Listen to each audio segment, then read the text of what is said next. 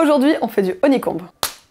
Aujourd'hui, on va pas faire de la pâtisserie à proprement parler, on va faire un peu de la confiserie, parce que le honeycomb, en fait, c'est une sorte de bonbon, un caramel aéré, que vous pouvez manger soit tel quel, soit trempé dans du chocolat noir. Tiens, tu es mon ami, je t'ai fait du honeycomb au chocolat. Oh, merci. Mais de rien, tu m'es bien aimable. Hyper awkward. Ou bien, par exemple, saupoudrer sur votre glace préférée.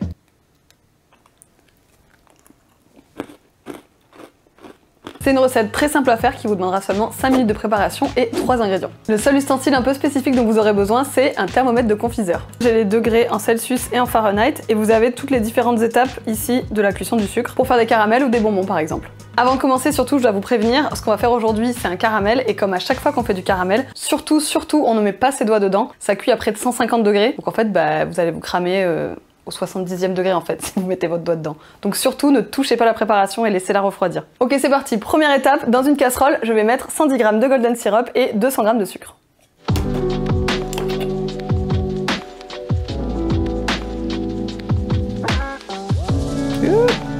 C'est bon. Je vais mettre ça de côté et en attendant, je vais préparer mon moule. J'utilise une plaque comme celle-ci qui fait à peu près 22 par 32 cm, mais vous pouvez très bien utiliser juste une plaque de cuisson ou une autre taille selon l'épaisseur que vous voulez. Je vais simplement mettre un papier sulfurisé au fond pour éviter que le honeycomb ne colle ensuite quand il aura refroidi.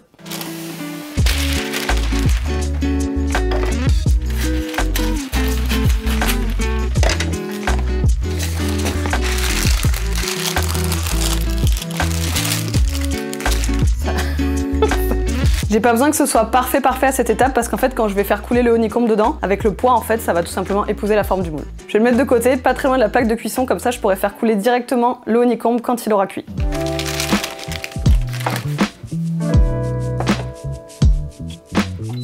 Je vais maintenant faire monter le sucre et le golden syrup à 149 degrés. Donc en anglais on voit sur mon thermomètre ici que c'est le hard crack stage ou en français le grand cassé.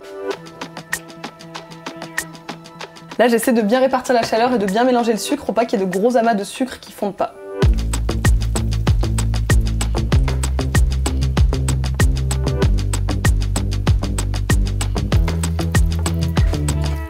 Alors là, c'est les degrés Celsius et ici, c'est les degrés Fahrenheit. Donc il faut pas regarder ce côté-là, sinon en effet, on arrive très vite à 150. Nous, on veut aller ici.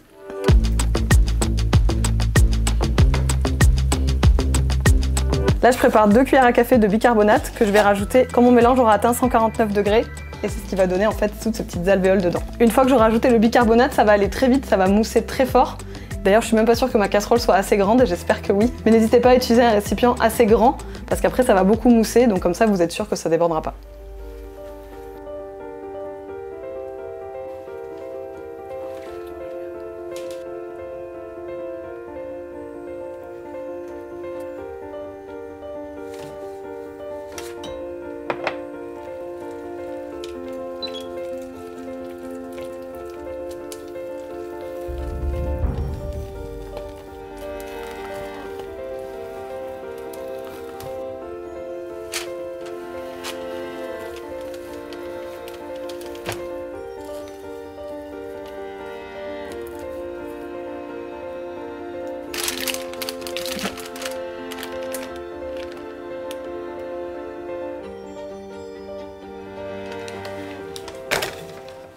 Tada! Alors à aucun moment il faut que vous soyez tenté de mettre vos doigts dedans ou dans la casserole ou quoi que ce soit. C'est à 150 degrés, donc si vous faites ça vous allez vous brûler. Donc vraiment il faut pas toucher. Et quand vous le faites couler dans votre moule, essayez de bouger le moins possible, laissez-le s'installer. Vous pouvez faire comme moi, le faire un petit peu couler à droite à gauche. Et voilà, il faut le laisser tranquille. Maintenant on va le laisser refroidir pendant à peu près une demi-heure, voire 1 heure selon la température.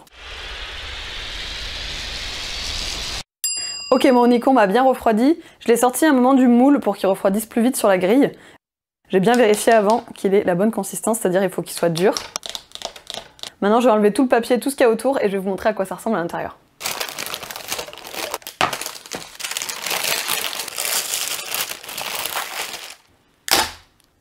Donc là on voit qu'il est bien réussi, on a bien les alvéoles à l'intérieur là. Il a l'air bien aéré, l'odeur est incroyable, ça sent vraiment le caramel. C'est parti, je goûte.